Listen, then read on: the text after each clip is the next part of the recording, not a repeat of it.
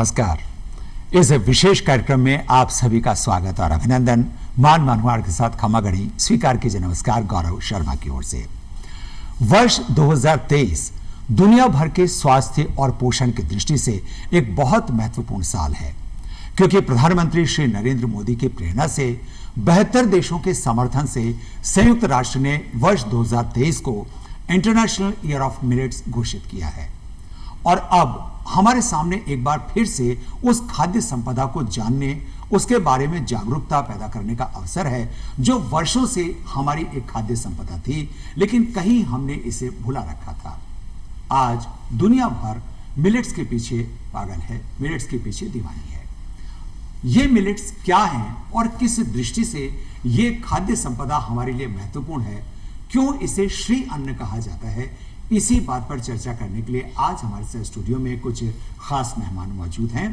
हमारे साथ आज के इस कार्यक्रम में मौजूद हैं professor Balraj Singh ji, vice chancellor Shri Karan Narendra agriculture university Jobner Jaipur.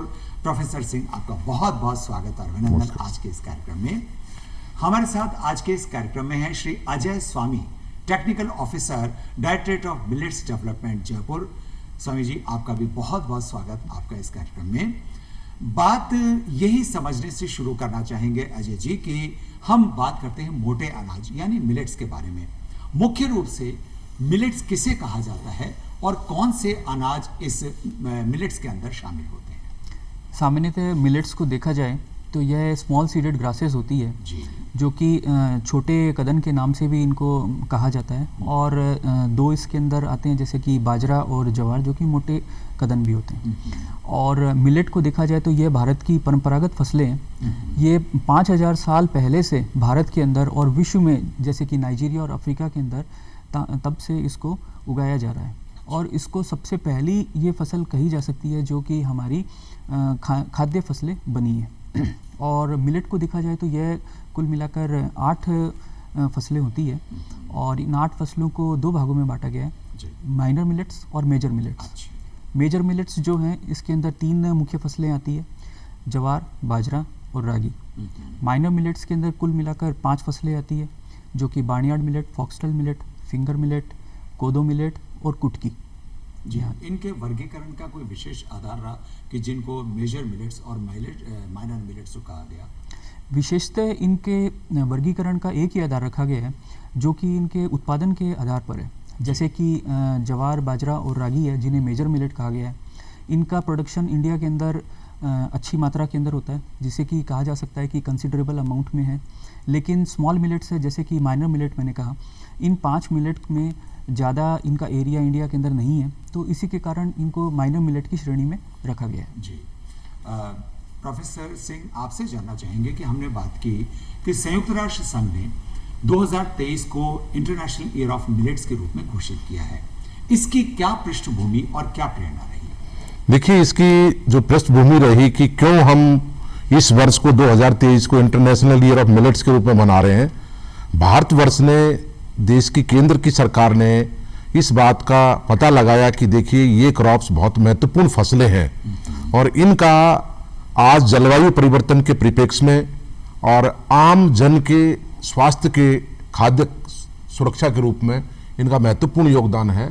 और इसलिए इस बात को मद्देनजर रखते हुए भारत ने 2018 को राष्ट्रीय नेशनल ईयर ऑफ मिलेट्स के रूप में मनाया। और उसके बाद फिर केंद्र सरकार के द्वारा ये प्रस्ताव संयुक्त राष्ट्र संघ में रखा गया, जैसा आपने बताया। और इस सब महत्ता को देखते हुए हमारे यहाँ कितना क्षेत्रफल है, चाहे मेजर हो चाहे माइनर हो, इनको जैसा अभी अजय जी ने बताया, और उसके बाद इनका क्या पोटेंशियल है और आगे विकास का, पुरानी हिस्ट्री क्या रही है, हमारी इतिहास क्या रहा है इनके खान पान का, इन सब बातों को मद्देनजर रखते हुए केंद्र सरकार ने जब प्रस्ताव संयुक्त राष्ट्र संघ में रखा तो इसको बड़ा पैमाने पर समर्थन मिला और 72 देशों ने इसको सपोर्ट किया। और फिर वर्ष 2023 को अंतर्राष्ट्रीय वर्ष ऑफ मिलेट्स के रूप में मनाने का जो है ना निर्णय लिया गया। और 1 जनवरी से लेकर आज तक, आज हम 5 सितंबर है, आज तक लगातार पूरे देश में, विभिन्न राज्यों में, विभिन्न संस्थाओं में, विभिन्न विभागों में इस बात पे जोर दे रहे हैं कि कैसे जो ये मोटे अनाज हैं, जिनको माननीय प्रधानमंत्री जी ने श्री अन्न का नाम दिया है अब, और वो प्रचलित भी हो रहा है बहुत बड़े पैमाने पे, इनकी उसको देखते हुए, सारी खान पान की परिस्थितियों को देखते हुए, तो अब इनका खान पान में कैसे आगे और प्रचलन बढ़े, प्रचलन ही नहीं बढ़े, इनको क्या हम निर्यात भी कर सकते हैं, प्रोडक्शन बढ़ाएं, एरिया बढ़ाएं और निर्यात कर सकते हैं, और दूसरा जो है खान पान में इनको कैसे वापस लाएं। जी हाँ। तो बीच आपने में इसकी ऐतिहासिक पृष्ठभूमि की बात की कि इसकी ऐतिहासिक पृष्ठभूमि को देखते हुए इसको जागरूकता बढ़ाए जाने का निर्णय लिया गया। क्या देश में मिलेट्स शुरू से ही हमारी थाली का, हमारे भोजन का एक आवश्यक हिस्सा रहे थे? बिल्कुल, पुराने प्राचीन काल से ही, लगभग जैसा अजय जी ने बताया कि 5000 साल की हिस्ट्री है जी। कि जो ये मोटे अनाज हैं कहीं न कहीं ये हमारे खान पान में रहे, इनकी खेती होती आई है। और अगर आप बात करें हरित क्रांति से पहले की, राजस्थान की भी बात करें या देश की बात करें जी। मैं हरियाणा प्रदेश से आता हूँ, तो मेरे गांव में भी खुद बाजरा होता था, जो अब जिसका प्रचलन नहीं रहा। अब वहाँ उसको धान ने अपना रूप ले लिया है, विभिन्न इलाकों में ऐसा हुआ है। लेकिन कहीं न कहीं पहले मिलेट्स होते थे, और हमारी लोकल रेंड रेसिस देसी बाजरी, राजस्थान के जब प्रिपेक्स की बात करते हैं, या दक्षिण भारत में कर्नाटक की बात करें या महाराष्ट्र में बात करते हैं, तो जब जवार की बात कर सकते हैं हम, आंध्र प्रदेश में बात कर सकते हैं, ये प्रमुख राज्य हैं जहाँ पे इनकी खेती अक्सर, चाहे मेजर हो चाहे माइनर मिलेट्स हो, इनकी खेती होती आई है। और इनका खान पान में बड़ा महत्वपूर्ण योगदान रहता आया है। इनकी जो है ना प्राचीन जो इतिहास है बड़ा प्रमुख रहा है। लेकिन उसके बाद में ऐसा क्या कारण हुआ कि पिछले कुछ समय के हम बात देखें तो ये जो मोटे अनाज जो इतने पौष्टिक थे वो हमारी थाली से धीरे धीरे गायब होते चले गए? अगर ग्रामीण पृष्ठभूमि की बात करें तो ऐसा हो गया कि ये जो धान है वो हालांकि उचित तो नहीं था, लेकिन ये धान गरीबों का भोजन माना जाने लगा, और शहरी क्षेत्रों में लोग सिर्फ शौक से भले ही खा लें, लेकिन थाली का मुख्य भोजन नहीं था। इसके क्या कारण रहे? देखिए, इसका जब देश में आज़ादी के टाइम पे खाने की कमी थी, बाहर से अनाज मंगाते थे, फिर हरित क्रांति ने रूप लिया, जो ड्वार्फ जीन्स थे वो लाए गए, उसमें जो प्रमुख फसलें थी उनमें कहीं मिलेट्स का ज़्यादा उनके ऊपर हमारा जोर नहीं था, फोकस नहीं रहा। और जो मुख्य जोर रहा वो जो स्टेपल फूड क्रॉप्स थी हमारी, व्हीट और राइस, उनके ऊपर ज़्यादा, अनुसंधान के ऊपर भी और प्रोडक्शन के ऊपर भी और प्रमोशन के ऊपर भी, तीनों पर ज़्यादा जोर रहा। और लोग स्लोली जब ज़्यादा जागरूकता नहीं रही, पहले गाँव में खाते थे इनको, बड़े पैमाने पर इनका उपयोग होता था, और लोगों को ग्रामीण परिवेश में लोगों को पता था अभी बाजरे का आटा डेली पिसना है, डेली उसका उपयोग होना है, क्योंकि उसमें एक समस्या है खट्टेपन की, कड़वाहट की, जिसको रेंसिडिटी हम नाम देते हैं, वो सब पता होता था। हाथ की चक्की से आटा पिसता था।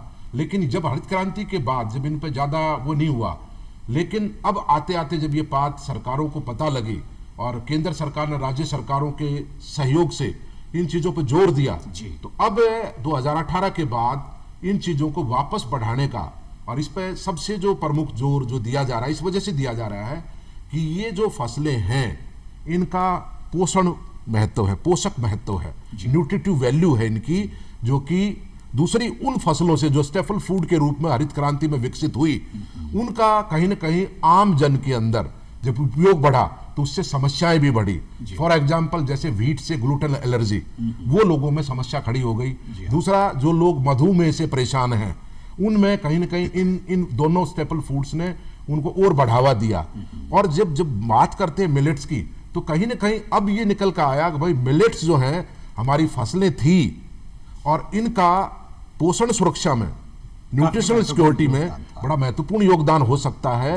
और इनका उत्पादन के साथ साथ ये ऐसी फसलें हैं जिनका पशुधन के लिए चारे के रूप में भी बड़े पैमाने पर उपयोग हो सकता है। जैसे कि बात करूं चावल, धान की बात करूं, पराली किसी उपयोग की नहीं है, क्योंकि उसमें लिग्निन और सिलिकॉन बहुत भारी मात्रा में है।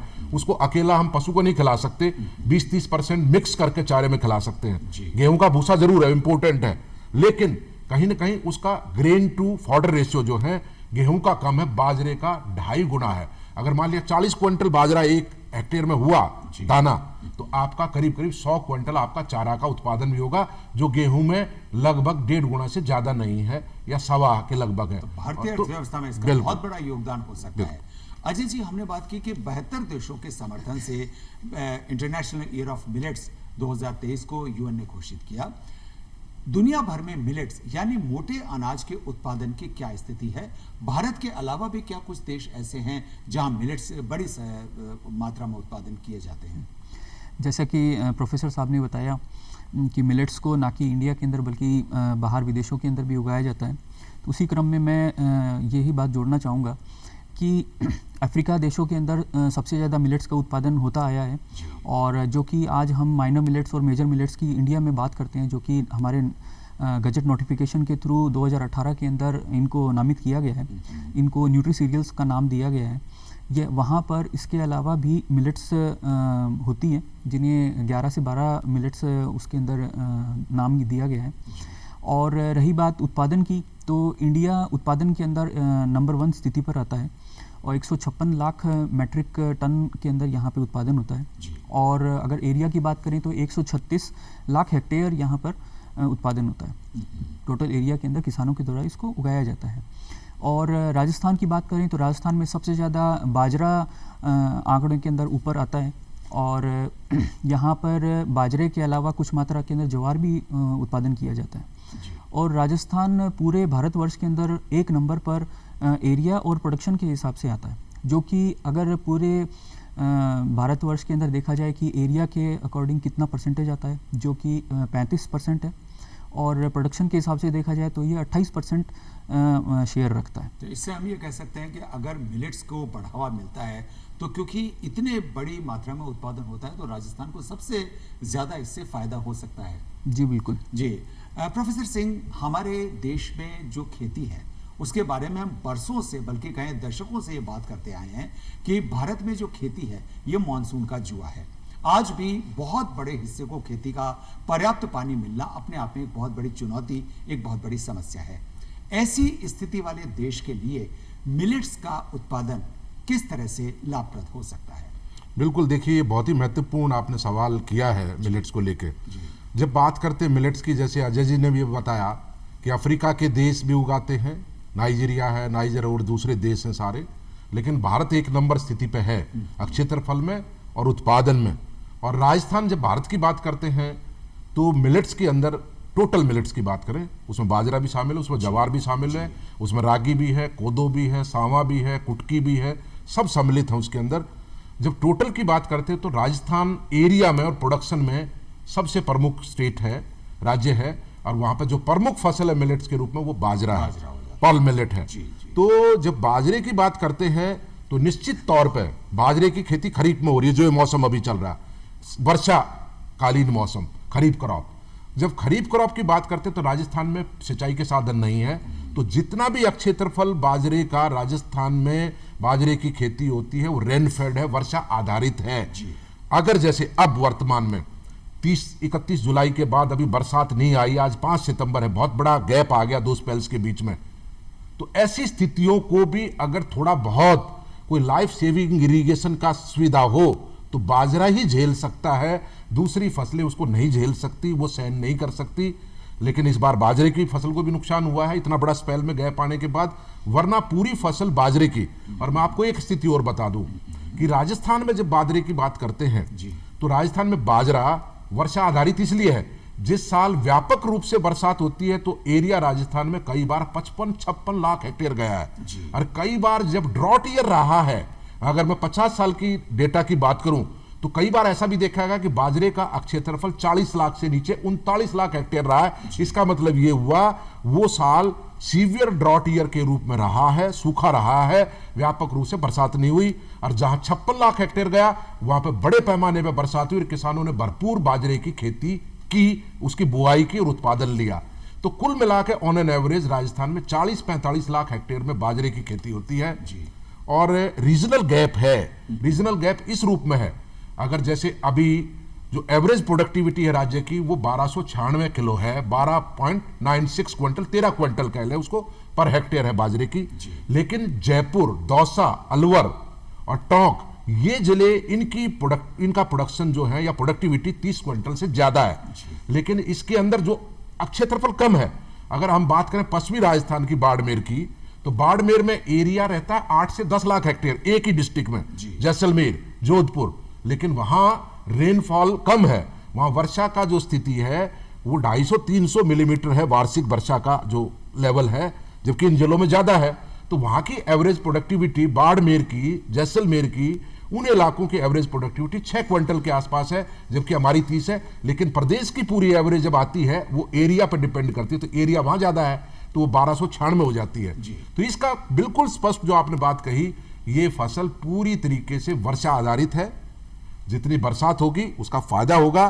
कोई किसान बाजरे की फसल में कोई पानी नहीं देता, ऐसे संसाधन नहीं है। इवन लाइफ सेविंग इरिगेशन भी जो वर्तमान में जो 2 स्पेल्स के बीच में गैप है, कोई किसान नहीं करता। यानी कि जिन क्षेत्रों में कम बरसात की संभावना है, जहां सिंचाई के साधन कम उपलब्ध हैं, वहां भी मिलेट्स की खेती जो है वो एक बहुत लाभप्रद खेती साबित हो सकती है। अजय जी, कहा जाता है कि मोटे अनाजों का जो प्रयोग है वो गेहूं और चावल से मुक्ति दिलाएगा। ये किस तरह से लाभप्रद रहेगा और इसका क्या असर होगा? जिस तरह से कि प्रोफेसर साहब ने बताया कि ये ग्लूटीन फ्री अनाज होता है। ग्लूटीन आज के समय में देखा जाए तो लाइफस्टाइल डिजीज़ को पैदा करने के सबसे बड़ा कारण है। और आजकल जो एक नई बीमारी चल रही है जिसे कि सीलियक डिजीज़ कहा जाता है, जो कि ग्लूटीन एनर्जी होती है, जिसके कारण कोई बच्चा है या फिर कोई भी इंसान है, उसको ग्लूटीन खाने से, जैसे कि जो कि गेहूं और चावल में होता है, उससे उसको एलर्जी हो जाती है और वो उसको खा नहीं पाते। जिसको आम बोलचाल की भाषा में वीट एलर्जी भी कहा जाता है। और गेहूं और चावल खाने से ये जो हो जाती है बीमारी, इससे इसकी बजाय ज्वार और बाजरे की रोटी खाकर इससे मुक्ति पाई जा सकती है। दूसरी बात, जैसे कि इसकी उपयोगिता की कही जाए तो इसके खाने से जो टाइप 2 डायबिटीज़ होती है, जैसे कि डायबिटीज़ मेलाइटस कहा जाता है, उससे भी मुक्ति मिल सकती है, क्योंकि इसके अंदर अच्छी मात्रा के अंदर डाइटरी फाइबर्स होते हैं। और कार्डियोवैस्कुलर डिजीज़ जैसे कि हार्ट डिजीज़ होती है, उससे भी मुक्ति पा सकते हैं। इस पे कंट्रोल पाया जा सकता है, क्योंकि इसके अंदर जो स्टार्च का जो डाइजेस्टिबिलिटी होती है वो काफ़ी धीरे धीरे होती है और कोलेस्ट्रॉल का एब्जॉर्प्शन बहुत कम होता है। कोलेस्ट्रॉल के एब्जॉर्ब होने के कारण ही कार्डियोवैस्कुलर डिजीज़ होती है। उसके बाद में बात की जाए जो कि सबसे प्रमुख जो बीमारी है कैंसर, जो कि कोलन कैंसर और ब्रेस्ट कैंसर के अंदर उसकी रोकथाम के लिए ये बहुत ज़्यादा उपयोगी है। और इसके अंदर फाइटोकेमिकल्स और फिनोलिक कंपाउंड्स पाए जाते हैं। यह phenolic compounds anti cancerous anti nutrient पैदा करता है, जिसके कारण जो कैंसर आज के टाइम के अंदर बहुत तायत के अंदर होता जा रहा है, उसको एक रोकने का एक बहुत अच्छा जरिया साबित हो सकता है। यानी कि हम ये कह सकते हैं कि स्वास्थ्य की दृष्टि से, पोषण की दृष्टि से ही नहीं बल्कि स्वास्थ्य की दृष्टि से भी मोटे अनाज का प्रयोग करना बहुत लाभप्रद। इसके साथ में मैं एक बात और जोड़ना चाहूँगा, जैसे कि आज के समय से देखा जाए कि मोटापा एक बहुत बड़ी बीमारी है, जिसे कि अंग्रेजी भाषा के अंदर ओबेसिटी कहा जाता है। यह ओबेसिटी के लिए सबसे अच्छी एक दवाई के रूप में काम आ सकती है। क्योंकि जैसे कि बार बार खाने की जो इच्छा करती है, जो लत होती है, उसमें भी इसको काफ़ी रोकथाम होती है। क्योंकि जो बाजरा खाया जाता है तो इसकी जो डाइजेस्टिबिलिटी है वो बहुत स्लो होती है। इसके कारण जो वापस भूख लगने का जो अंतराल होता है वो काफ़ी लंबा हो जाता है। तो इसके कारण जो भूख नहीं लगती है तो फिर वापस और भोजन नहीं खाया जाता है, क्योंकि मोटापे को काफ़ी हद तक कंट्रोल कर सकता है। जी हाँ। प्रोफेसर सिंह, हमने जैसे आपने बताया कि पानी की कम उपलब्धता वाले क्षेत्रों में तो मिलेट्स उपयोगी हैं ही। एक और बात जो खेती किसानी के साथ बहुत महत्वपूर्ण होती है, क्योंकि बहुत कुछ क्षेत्र ऐसे होते हैं जो कम उपजाऊ होते हैं और कम उर्वरा शक्ति वाले कुछ क्षेत्र होते हैं। क्या इन क्षेत्रों की दृष्टि से भी मोटे अनाज का प्रयोग महत्वपूर्ण साबित हो सकता है और किसानों के लिए फायदेमंद साबित हो सकता है? बिल्कुल, बहुत ही महत्वपूर्ण सवाल। लेकिन उससे पहले मैं एक चीज और अजय जी की बात को आगे बढ़ाना चाहूंगा। स्वागत। जब हम इनकी न्यूट्रिटिव वैल्यू की बात करते हैं तो देखिए, आज भारत में ग्रामीण क्षेत्रों में खासकर प्रोटीन माल न्यूट्रिशन है या मिनरल माल न्यूट्रिशन में जिंक या आयरन की कमी है। और जब हम मोटे अनाजों की बात करते हैं और उसमें बाजरे की बात करते हैं, पल्प मिलेट की, तो अब आज हमने ऐसी वैरायटीज या हाइब्रिड्स भी तैयार की हैं देश में। जैसे दुर्गापुरा से हमने 2 महत्वपूर्ण वैरायटीज RHB 233 और RHB 234 2 संकर किस्मों का विकास किया है, जिसमें दोनों के अंदर आयरन और जिंक की जो मात्रा है वो तय मापदंडों से दुगने से भी ज्यादा है यील्ड के साथ। तो इस बात का मैं ये कहना चाह रहा हूं कि जब हम माल न्यूट्रिशन इरेडिकेशन की बात करते हैं, जो कुपोषण निवारण की बात करते हैं, तो इन मिलेट्स का भी इनमें बहुत महत्वपूर्ण योगदान साबित होगा और पास्ट में रहा है। अब बात आती है आपकी जो कम उर्वरा शक्ति वाली जमीनें हैं, ऐसी जिनकी फर्टिलिटी लेवल कम है, जिसमें राजस्थान एक प्रमुख राज्य है। सैंडी सॉइल्स हैं, ऑर्गेनिक मैटर बहुत कम है, वाटर होल्डिंग कैपेसिटी नहीं के बराबर है। लेकिन ऐसी अगर जमीनों के अंदर, ऐसी भूमि के अंदर कोई फसल फिट होती है तो उसमें बाजरे जैसी फसल ही फिट हो सकती है। और मैं एक चीज और आपको बताना चाहूंगा इसके साथ साथ, ये नहीं कि फर्टिलिटी की बात हो, पानी की कमी की बात हो, कंप्लीट रेनफेड तो है, लो फर्टिलिटी में भी हो जाती है। और साथ साथ क्योंकि ये फसलें क्लाइमेट रेजिलेंट फसलें हैं, जलवायु परिवर्तन का जो दौर चल रहा है, जिस तरीके से पिछले 2 साल से 1.5 साल से जो जलवायु परिवर्तन का चेहरा हमने पिछले साल सर्दी ना पड़ने में देखा, और अब इस बार गर्मी ही नहीं पड़ी, जब लू चलती थी सारी बीमारियां, कीड़े मकोड़े, भूजनित रोग खत्म होते थे, वो नहीं हुआ। लगातार बेमौसमी बरसातें होती रही, मानसून भी डिस्टर्ब हो गया, इसकी वजह से जो गैप चल रहा है अभी। तो ऐसी स्थिति को झेलने में भी अगर कोई फसलें सक्षम है तो वो ये श्री अन्न ही है, मिलेट्स ही है, पल मिलेट क्रॉप उनमें प्रमुख आती है, वो झेल सकती हैं। तो इसलिए निश्चित ऐसी जमीनों के अंदर जो कम उपजाऊ हैं, जहां पानी की कमी है, इन फसलों को उगाना ज्यादा कारगर है। और फिर एक और बात है, जब हम बात करते हैं कार्बन की अगवाई, तो उसको भी ये फसलें ज्यादा अच्छे तरीके से हम इनको देख सकते हैं, जब उस दृष्टि से भी हम इसको देखते हैं। अजय जी, जब मिलेट्स के डेवलपमेंट की बात आती है और मिलेट्स के प्रति जैसे जैसे जागरूकता बढ़ रही है और लोगों में इसका प्रयोग बढ़ रहा है, तो मिलेट्स को लेकर के बहुत से स्टार्टअप्स भी जो हैं वो उभर आए हैं और यूथ इनकी तरफ बहुत अट्रैक्ट हो रहा है। किस तरह के स्टार्टअप्स हैं और युवाओं को पोषक अनाज को लोकप्रिय बनाने और इन स्टार्टअप्स को बढ़ावा देने के लिए सरकार के क्या प्रयास हैं? सबसे पहले मैं स्टार्टअप्स के बारे में बताना चाहूँगा। ये एक तरह से देखा जाए तो सेल्फ हेल्प ग्रुप्स हैं जो कि गाँव से शुरू हुए और वो पहले के टाइम से ही बाजरे के जैसे कि बिस्किट्स बनाते थे या फिर बाजरे के फ्लेक्स बनाया करते थे या फिर ज्वार का उकड़ बनाया करते थे। इन सबको सिर्फ अपने गांव में या अपने आसपास के जो परिवेश में वहीं तक ही सीमित रखते थे। लेकिन जैसे कि भारत सरकार ने इसका मिलेट्स का प्रमोशन शुरू किया, तो शुरू करने के बाद में यह जो जानकारी है वो उन सेल्फ हेल्प ग्रुप तक पहुंची और शहर के अंदर जो भी युवाएं हैं, जो भी आजकल एक एंटरप्रेन्योर बनने की कोशिश कर रहे हैं, वो उनके पास में एक आइडिया के रूप में पहुंचा और उसके बाद में उन्होंने इससे रिलेटेड जो भी वैल्यू एडेड प्रोडक्ट्स बनते हैं या फिर इससे जो भी कोई रेडी टू कुक या रेडी टू फूड प्रोडक्ट्स बनाए जाते हैं, उन सबको मार्केट के अंदर लाकर और अपने आप को एक बिजनेसमैन के रूप में एस्टेब्लिश करने की एक कवायद कर रहे हैं, जो कि उनके लिए काफ़ी लाभप्रद है।